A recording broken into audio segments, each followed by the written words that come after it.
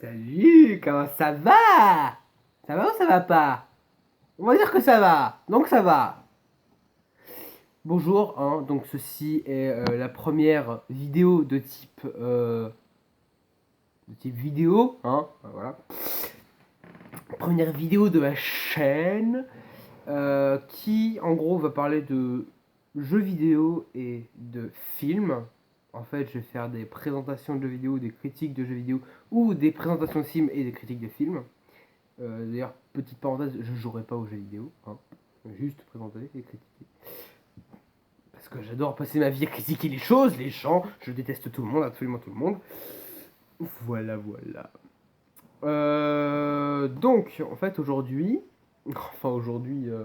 cette nuit, puisque ici il fait nuit, je sais pas, peut-être que toi tu regardes alors qu'il est 13h30, peut-être même 13h32, mais ici il est beaucoup trop tard. Là n'est pas le problème. 1h33, 1h33. Voilà. Donc aujourd'hui, je vais faire une courte critique de Star Wars. En fait, c'est ça mon format, c'est que je fais des critiques assez courtes, comme ma bite, d'ailleurs. Courte.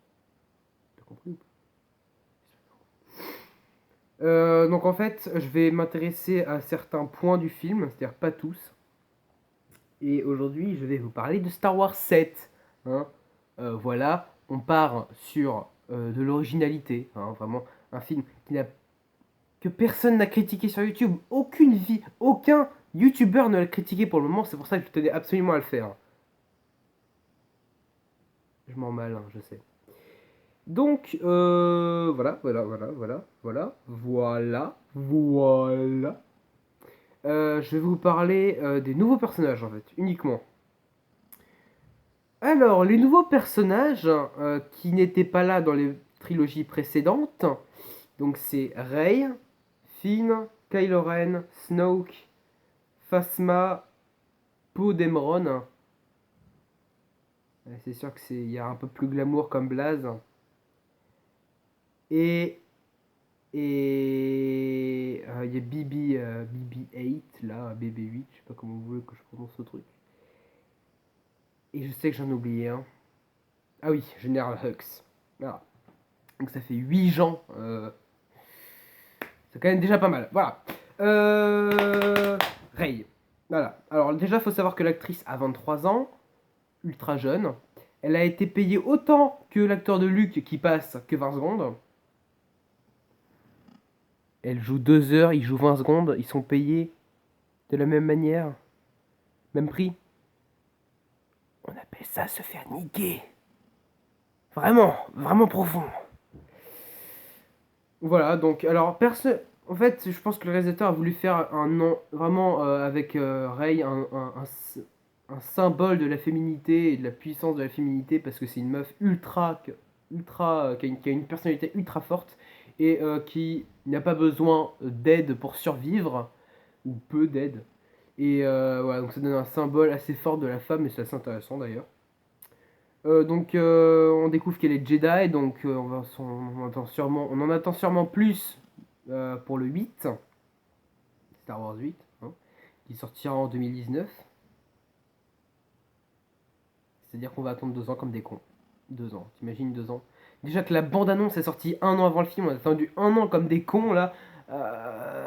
Et là, il faut attendre 2 ans de plus pour savoir ce que c'est. Enfin, bon, ouais, c'est monstrueux, c'est pas grave. Parce que moi je suis un putain de fan, tu vois, je suis un putain de fanatique, là j'ai tout le bail de Star Wars, là si tu veux voir, enfin, je sais pas, t'as déjà vu, peut-être que t'as fait pause, t'as un seul cœur, tu t'es dit putain, je vais mater sa chambre. Ouais, non, c'est chelou. Et donc, voilà, va falloir attendre sa blinde, mais c'est pas grave, parce qu'on les aime. Donc, pour revenir au personnage de Rey, donc elle est ultra intéressante, et je sais pas, moi j'aime bien, je like, RT, tout ça. Finn, un Blackos.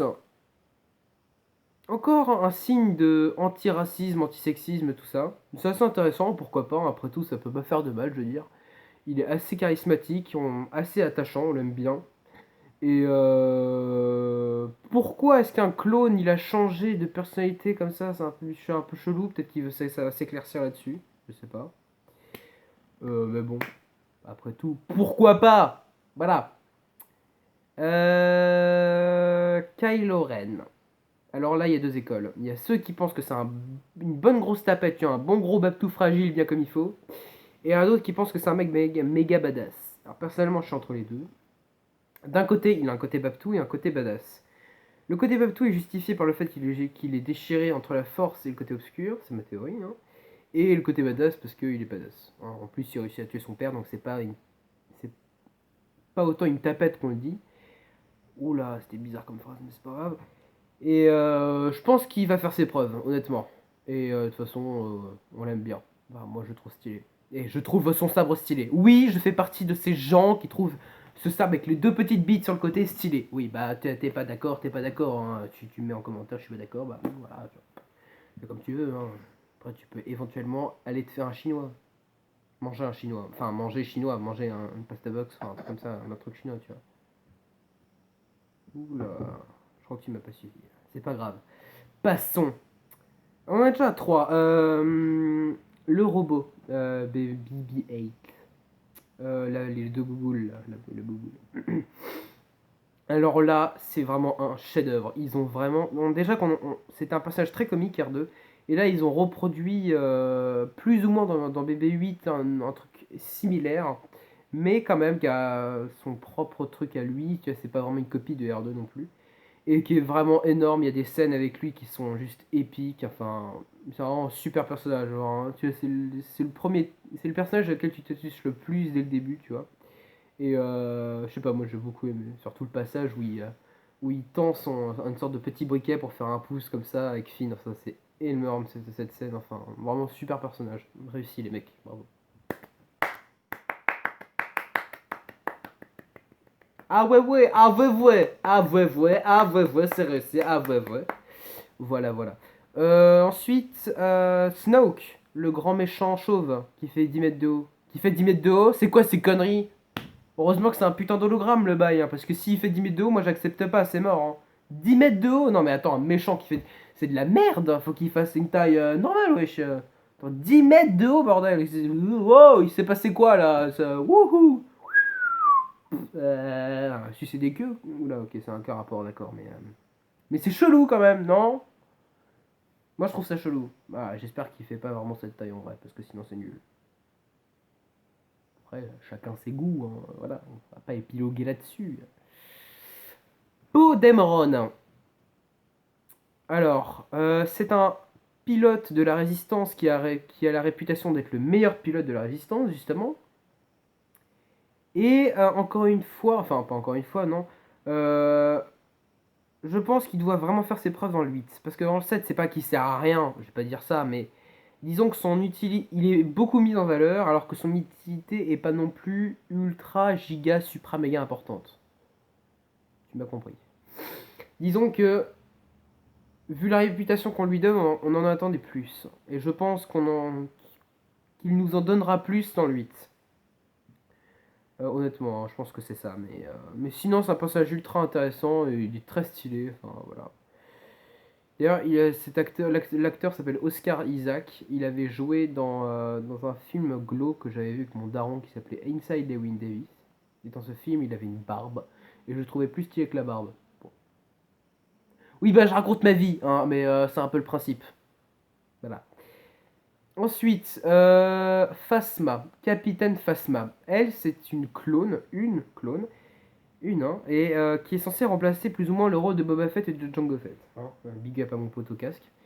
Et encore une fois, c'est encore un personnage qui a été beaucoup mis en valeur, un peu comme Poe, mais qui n'a pas eu la chance de faire ses preuves et qui sert là pour le coup, elle sert vraiment pas à grand chose.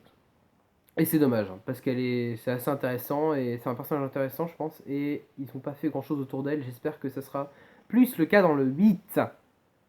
Voilà, voilà. Ensuite, oui, le Général Hux. Alors là, je vais faire une parenthèse sur lui, parce qu'il est vraiment énorme, ce mec. Donc, évidemment, il y a un gros parallèle entre la Seconde Guerre mondiale et Star Wars, hein, les nazis, etc., tout ça. Et à un moment, il y a le général Hux, qui fait partie du Premier Ordre, qui fait un discours devant des milliers de clones. Et on dirait vraiment un discours de nazi, le mec. Déjà, il y a des grosses bannières rouges derrière avec l'emblème. Et s'il y avait eu des croix gammées et la gueule d'Hitler à sa place, ça serait ultra bien passé. Enfin, ce serait totalement une scène nazie. Et en plus, ils ont un signe de dictature. Enfin bon, c'est n'importe quoi. Et le mec, à un moment, il fait un discours donc devant tous ses clones. Et il est ultra bon.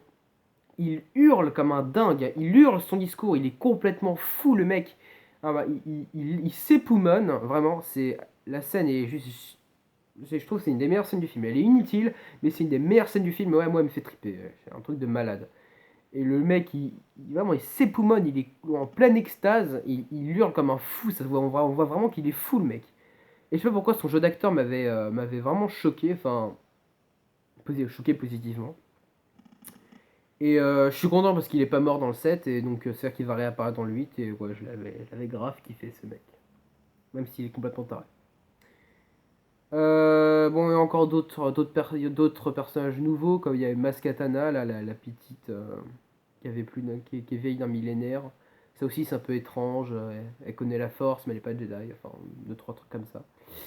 Je pense que je ferai un deuxième épisode sur Star Wars pour parler des défauts ou des trucs comme ça. Là, j'ai juste parlé des nouveaux persos. Et j'espère que cette petite vidéo de type YouTube vous a plu, hein. Vous pouvez vous abonner, commenter, liker, partager cette vidéo. Tous ces petits mots qui riment en toute allégresse. Faites tout en toute allégresse. Faites l'amour en toute allégresse. Vraiment, j'insiste là-dessus. Voilà. Hein. Donc c'était ma première vidéo, hein. C'est nul, je sais que c'est nul, mais bon, faut bien commencer par quelque part. Hein. Les premières vidéos de Cyprien, elles étaient nulles aussi. Donc, c'est pas nul, mais tu vois de quoi je parle et tout. Voilà. Bon, je parle tout seul. Allez, le bisou. Ciao.